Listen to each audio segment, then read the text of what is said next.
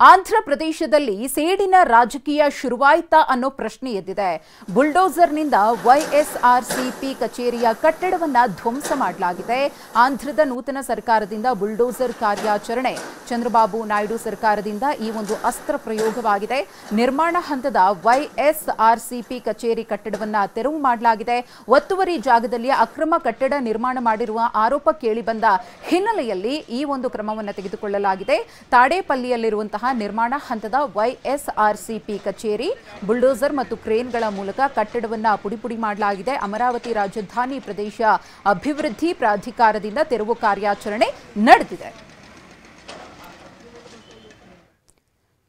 ರಾಷ್ಟ್ರ ರಾಜಧಾನಿ ದೆಹಲಿಯಲ್ಲಿ ನೀರಿಗಾಗಿ ಪ್ರತಿಭಟನೆ ನಡೀತಾ ಇದೆ. ಅರವಿಂದ್ ಕೇಜ್ರಿವಾಲ್ ಸರ್ಕಾರದ ವಿರುದ್ಧ ಪ್ರೊಟೆಸ್ಟ್ ಅನ್ನು ಮಾಡಲಾಗ್ತಾ ಇದೆ. ನೂರಾರು ಬಿಜೆಪಿ ಕಾರ್ಯಕರ್ತರು ಪ್ರತಿಭಟನೆಯಲ್ಲಿ ಭಾಗಿಯಾಗಿದ್ದಾರೆ. ಇನ್ನು ಕಾರ್ಯಕರ್ತರನ್ನ ನಿಯಂತ್ರಿಸೋಕೆ ಹರಸಾಹಸವನ್ನ ಪೊಲೀಸರು ಪಡ್ತಿದ್ದಾರೆ. ಬ್ಯಾರಿಕೇಡ್ ಅನ್ನ ಪೊಲೀಸರು ಹಾಕಿದ್ದಾರೆ. ಆದರೂ ಕೂಡ ಪ್ರತಿಭಟನೆಯ ಸ್ಥಳದಲ್ಲಿ ಹೈ ಡ್ರಾಮಾವೇ ಸೃಷ್ಟಿಯಾಗಿದ್ದು ಪ್ರತಿಭಟನಾ ನಿರತರ ಮೇಲೆ ಜಲಪಿರಂಗಿಯನ್ನ ಪ್ರಯೋಗ ಮಾಡಲಾಗಿದೆ. आज हमारा मकसद युवाओं को नौकरी दिलाने का है. हमारा मकसद यूथ को जॉब दिलाना है. रेवंत रेड्डी गवर्नमेंट